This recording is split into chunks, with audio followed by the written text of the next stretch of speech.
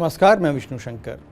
Times of India में रजत पंडित के हवाले से खबर छपी है कि भारत अगले साल यानी 2022 से वायुसेना से जुड़ा अपना सबसे महत्वपूर्ण और महत्वाकांक्षी प्रोजेक्ट शुरू करने जा रहा है। ये योजना है आत्मनिर्भर भारत के अपने AMCA यानी एडवांस मीडियम कॉम्बैट एयरक्राफ्ट के निर्माण की।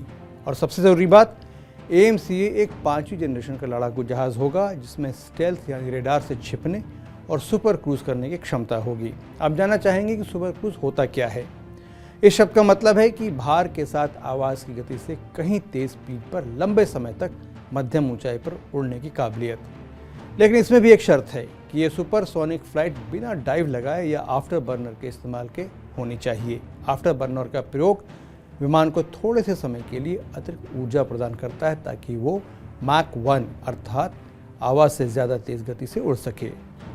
भारतीय AMCA ट्विन इंजन यानी 2 इंजन वाला 25 टन का युद्ध विमान होगा। इसका डिज़ाइन तैयार है और AMCA बनाने में होने वाले खर्च पर भारतीय रक्षा और वित्त मंत्रालय अभी विचार कर रहे हैं। उम्मीद है सरकार की कैबिनेट कमेटी ऑन सिक्योरिटी अगले साल AMCA के निर्माण को हरी झंडी दिखा सकती है। पिछले हफ्ते हमने आपको रूस के 5वीं जनरेशन के प्रस्तावित नए लड़ाकू विमान चेकमेट की जानकारी दी थी। आज जानिए भारतीय AMCA के बारे में। 5वीं जनरेशन के युद्धक विमान बनाना एक बहुत ही जटिल और महंगी कोशिश होगी। दुनिया के गिने चुने देशी इसको भी बना पा रहे हैं। इनमें अमेरिका के F-22 रैप्टर और F-35, रूस का Su-57 और प्रस्तावित चेकमेट और चीन का चंगडू J-20 ही अभी ऑपरेशन में है। इनमें भी Su-57 और चंगडू J-20 को पूरी तरह 5वीं जनरेशन का फाइटर प्लेन नहीं माना जाता। भारत का सबसे नया रफाल भी 4.5 जनरेशन का प्लेन है। एमका के विकास में लगभग 15,000 करोड़ रुपए का खर्च आएगा।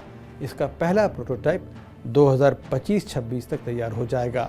इसमें तैनात मिसाइलें भी विमान के नीचे एक बंद किए जा सकने वाले चैम्बर में स्टोर की जाएंगी, जो निशाना लगाते ही खुल जाएगा और मिसाइल फायर हो जाएगी। DRDO और एमका को डिज़ाइन करने वाली एयरोनॉटिकल डेवलपमेंट एजेंसी ADA ने AMCA मार्क 1 के उत्पादन के लिए बड़ी कसी हुई समय सीमा निर्धारित की है।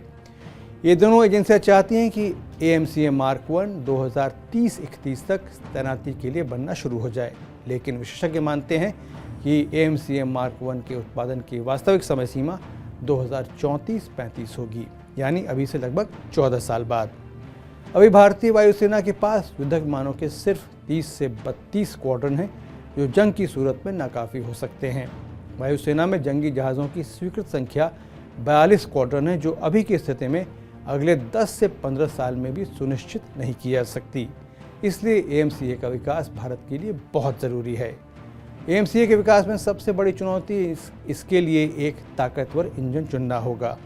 ये भारत में अभी उपलब्ध नहीं है। आपको याद रखना चाहिए कि युद्धक विमान तेजस के लिए भी कई कोशिशों के बाद भारत को अमेरिका की कंपनी GE से इंजन लेना पड़ा था।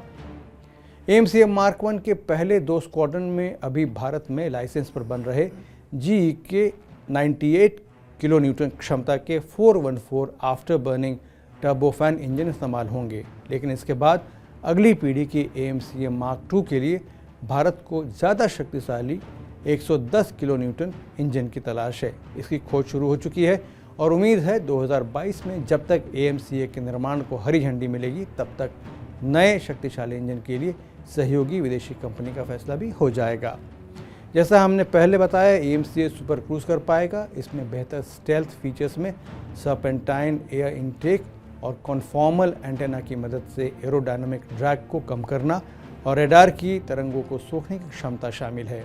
AMCA एक मल्टी रोल युद्धक विमान होगा और हवा से हवा में मार, हवाई बमबारी, सीमाओं की निगहबानी, इलेक्ट्रॉनिक युद्ध और दुश्मन के एयर डिफेंस को जाम करने वाली भूमिकाएं निभा पाएगा।